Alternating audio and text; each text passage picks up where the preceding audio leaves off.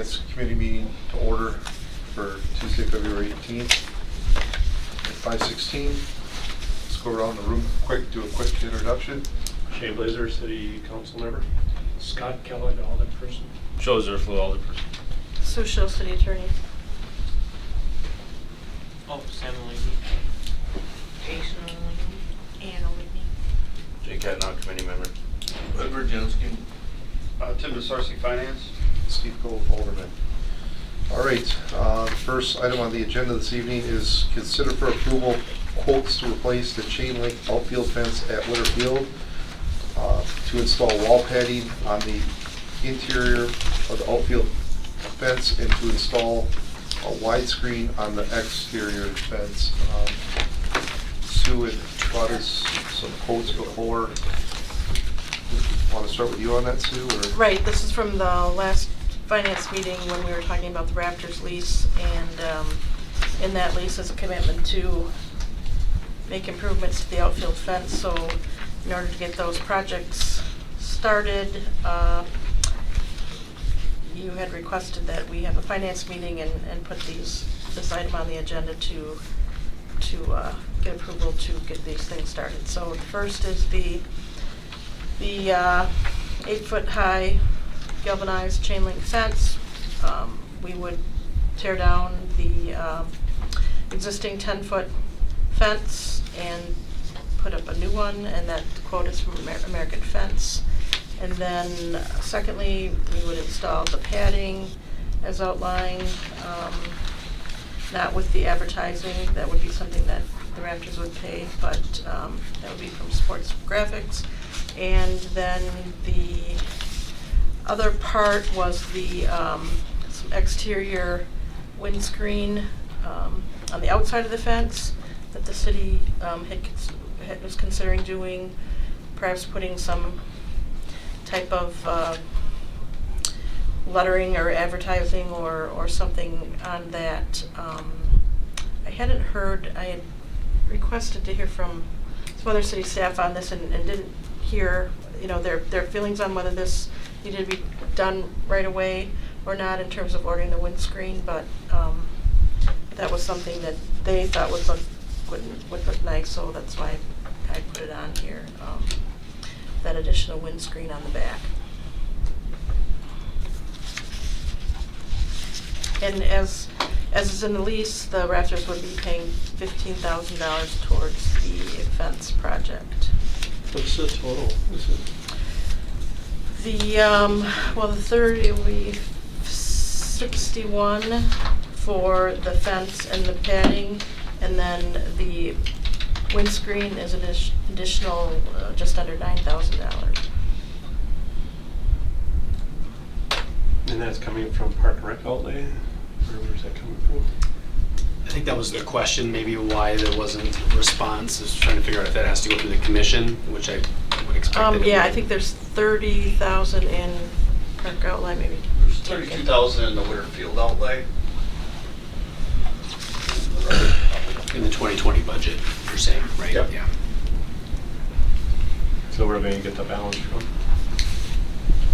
Probably Park outlay, or once we get the books closed, if there's some additional monies that, like we did last year, we dedicate towards that as far as the carryover resolution.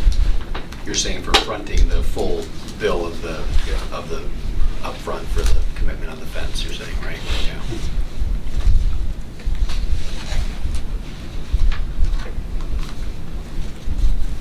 Where do we appropriate the lease rent to? Is that just through other revenue and it just goes Right, towards that's a reserves? general fund budget revenue that offsets Based the upon tax whatever we're levy doing, and yeah. funds, so general fund expenditures. Okay.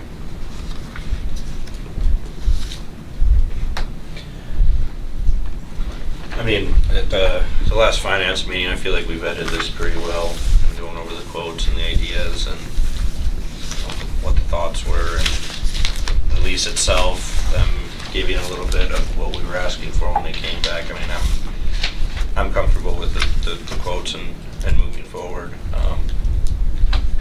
at this point, based on what we discussed in the finance meeting on Thursday. So, I mean, questions, I guess, so I'm willing to make a motion unless someone else has questions. Got a motion by Cantnoff. Second. Did you second it? Yeah. Oh, okay. Any other further discussion? Go ahead, Jim? Tim. I just wanted for the minutes. Sure. Sue, correct me if I'm wrong, so be a motion to approve the project at a cost of, right up to 69,866 less, and then the rafters are 15,000 committed towards the project, making a balance of 54,866. Is that Correct, yep. okay? Any other further discussion? Hearing none, committee will vote. All in favor signify by saying aye. Aye. All opposed? Ayes have it. Item number 3 is review and consider proposals for recreation center capital campaign and strategy development. Zach? So this is a follow-up yet from Alderperson Realm's referral to pursue some assistance for fundraising efforts for the aquatic and recreational, associated recreational center investment. I did receive, after making some more phone calls, just a second proposal, which I just received today. I did not receive, and I was looking back at my emails, February 14th is when I reached out again to Mark Skiba, and I did not receive any follow-up from him. So I think we met last week, Thursday would that have been, right? Yeah. So Mark did not revise his proposal to provide, I know there was some question around proposed budget, kind of like not to exceed amounts for various activities within the proposal. And so I requested that information, but I have not received it. And so this is this would be another proposal that I just shared with all of you today that came in. One person indicated they didn't have the time and capacity to take on the effort at this time. So I continue to make calls, and this is the other firm. I don't have references included. I don't know if there was an attachment I missed, but I know his background is with Miller Coors, formerly with Miller Coors and Brandon, their communications department in Milwaukee. And so I know from an experience standpoint, we can get those references from him as well. That would be the two proposals that we've been able to receive in the last 3 weeks since the council agreed to seek proposals. So, as we spoke about last meeting, my concerns with the Media Works proposal is the bullet point, or what they put as the scope of the work that they do. They didn't list the amount of hours that it would take, and they put in there that their hourly rate is anywhere from 65 to 100, but with no idea of what each different item in the proposal is going to cost. So what I like about this one that was brought up to our attention today from Brooks is that they do list out what the estimated hours are for each item in their proposal and what that cost is, which makes me feel more comfortable in moving forward. And I do think that this is something that we need to move forward with sooner than later, being that we do have to buzz around the aquatic center. It's opening. Now's the time to capitalize on trying to get people to be part of these naming rights, be part of the campaign. Otherwise, if we wait more, we're in the same situation we have been, which is push us down the road, and then we're into next fall, and then the buzz has died down. Those are my thoughts.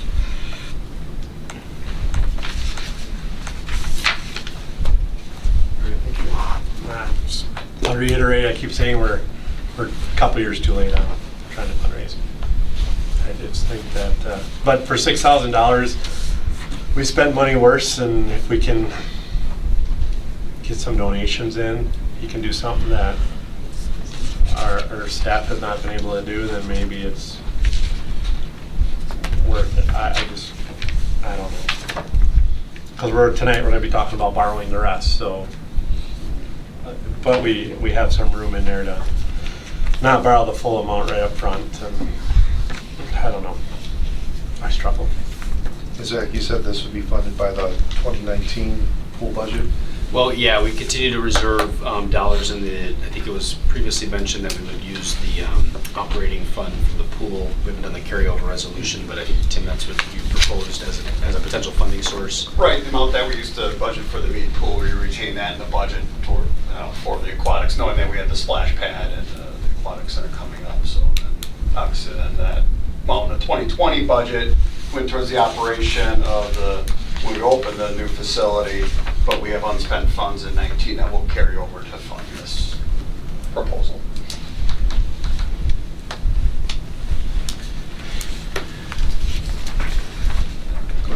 I do see Shane's point that we are late to this, but being with the costs, and if we can get anything over this amount, which I would assume with these efforts we would, it almost makes it worth it to me to give it a shot, being that the cost is fairly reasonable, and where we're at right now, like you said, is far from where we need to be in that short-term borrowing.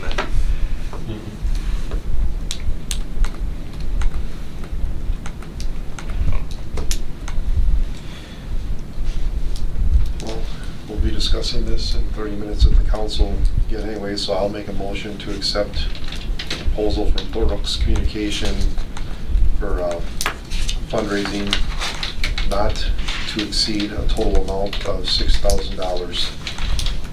Was travel expenses that were included, that wouldn't be part of that, it states. So I don't know what those would be, but Where's it from? I would expect mileage, Milwaukee area. I'm not sure which municipality specifically. I don't know if we would want to put a buffer in there, because the total work is 6,000, but then the travel cost will be in addition to this amount and billed separately. Maybe it'd be the IRS rate, so if you just wanted to include that stipulation. I don't think there would be any overnight, I was gonna say, as you can stay. anything like that, but I can't anticipate that being necessary in this sort of situation. A lot of it's telework and that type of thing. I think it's probably day trips, so I don't, if you wanted to offer some sort of budget for overnight, if that's the case, but I'm not anticipating that to be the case.